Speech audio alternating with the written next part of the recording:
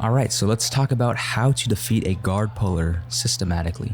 So this is my third round here, Grappling Industries, and my opponent Roman over here, or Romano, I don't know, it's Roman or Romano, I don't remember, but we're gonna have a pretty good scrap here. So we begin off the bat.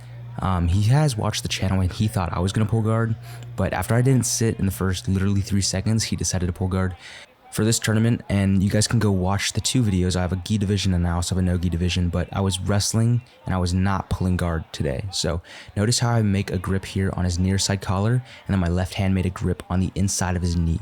Now as I start pushing the knee off, what Roman's going to do here is he's going to go for this dummy sweep. So he takes both hands, goes on the ankles, but I'm able to keep myself up using that near side collar, and that's really important. And now as I go to break the guard off of me, I'm making sure to keep his knees below mine. So I sit in the headquarters and notice how his knee is under my knee, which gives me control from top position, as opposed to him maybe being able to get into daily Hiva where he would have to have his knee higher than mine. So I'm just trying to settle in headquarters, let him carry my weight and let him, start attacking. And right now I'm trying to stay in a safe position, feel him out, and try to see what he's going to do. That way I can work into my counters. I'm also trying to either disengage or look for that knee cut in headquarters here. So I don't want to allow him to get inside position on the feet. So I'm being very conscious of making sure this right leg of his stays on the outside. As we go through these motions, I'm also looking for that underhook. So if he exposes his left hand here, if he exposes this space, I can underhook, which he does right here. So I underhook, dive the knee through, and now I want to settle with my foot here in quarter guard. And this is important because I can staple his hips and slowly work my way into the pass rather than sliding all the way through, him maybe exploding, using that momentum and being able to escape. But you'll see me take my head here from the left side of Roman's head, and I'm going to dip it down so we're ear to ear. And I should do that. And right here, there we go. And now my left foot goes and kicks the foot off, and I'm flattening out. But I'm making sure that I'm keeping the pressure down, because I know as soon as that foot comes out, he goes to explode. But because I worked slowly into the pass and I was able to set my position, he wasn't able to explode me off, and I'm able to settle into side control here. So just some basic mat chest side control fundamentals.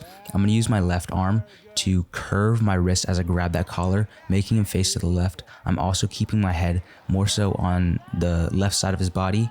And people think, side control is get your frames in and start shrimping, but it's actually head position. So if I'm able to keep my head here on that left side of his body, then there's theoretically no way that he could escape from a shrimp, because all my weight's on top of him, and if I just keep my head in that position, he's not able to escape. But as my head drifts past the center line here, you see him be able to create space, and this is where he retains his guard. Now I try to make my way into his back as he turtles, but he does a good job Granby rolling, and we're forced to reset back in the middle after we almost run over the TV.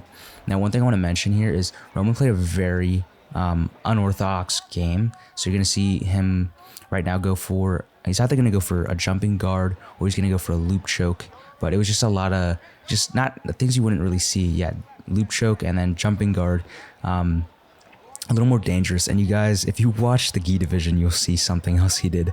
And I think that was in our finals match. And this is the third round here. So, and this is no hate to him, but I think one thing that I can take away from his jiu-jitsu is he played a lot of like catch submissions, whereas I'm playing a lot more fundamentally. I'm winning the maintenance battles, and he's more so attacking like opportunistic submissions. So I think that's the skill discrepancy here, and why I'm able to come out on top in this match. So once again, going for that near side collar, inside knee, and I push that knee down so it sits lower than my knee. Very important. Now we're in headquarters.